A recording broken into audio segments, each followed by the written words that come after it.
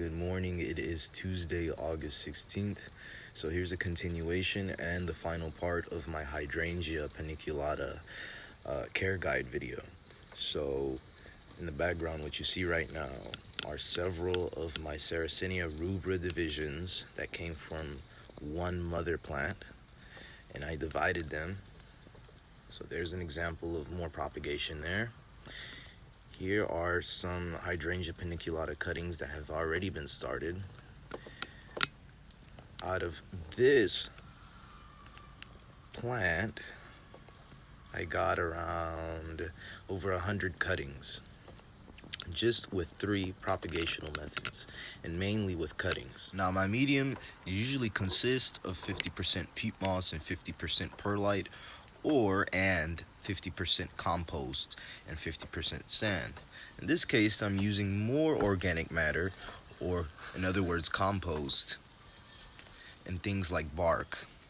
Amendments such as bark provide more surface area for bacteria to attach and provides further compost and drainage for the plants.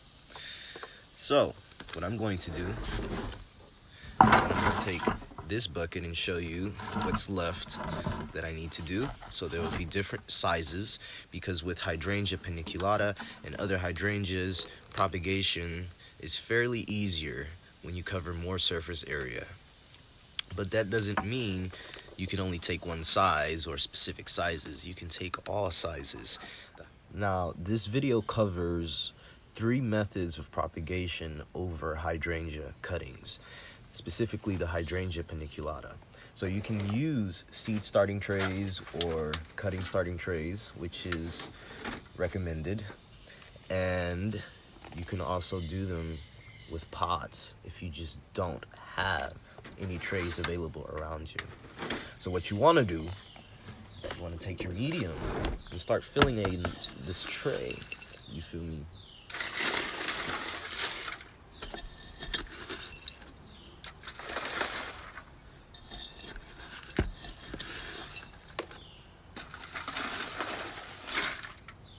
So now that my tray is filled with equal amendments of medium that will provide drainage and hold moisture at the same time and allow beneficial bacteria to attach, I'm going to show you what you should expect to see in your cuttings if you were to just cut a whole branch off.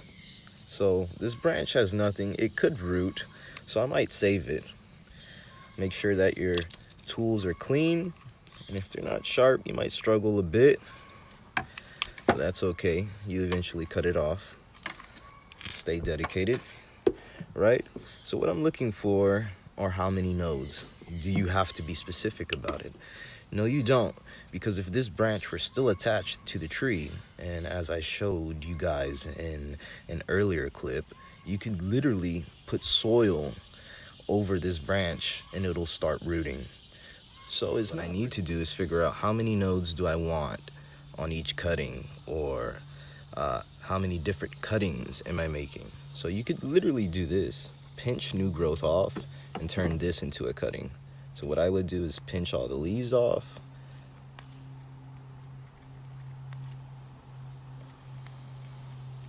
and leave up to probably a good 3 to 4 leaves. See that there? Right, and now what I'm going to do is just this right here. As you can see, hopefully you can see what I'm doing here, pinching off all of these bottom leaves. Now what I'm going to do is I'm going to take my rooting hormone,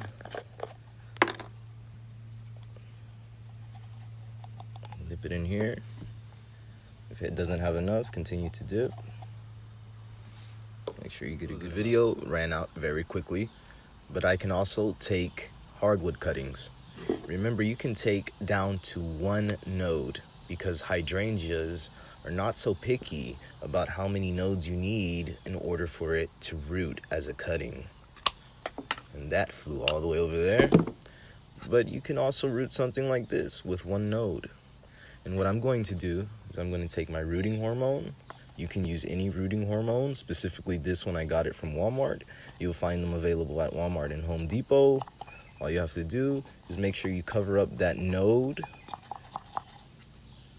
because that's where your roots are highly likely to come from. Put your hole in your tray, place it in, cover it up, and you're done.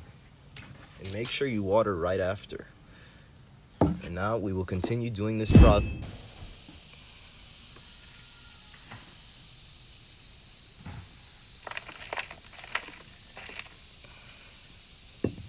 So if you live in a climate zone where your weather is cutting permitting, you can leave them outside. Today, it's forecasted to be cloudy because there was a moon last night, which means the forecast for the upcoming week will be all rainy. So therefore, if there's a lot of humidity, God has therefore increased your chances of rooting these cuttings. So the percentage rate has therefore increased when you have lots of humidity for the first few days. And this is how you root hydrangea cuttings, and specifically Hydrangea paniculata cuttings. All you have to finally do is make sure that they stay well saturated for the first 3 days. So make sure for the first few days they stay well saturated.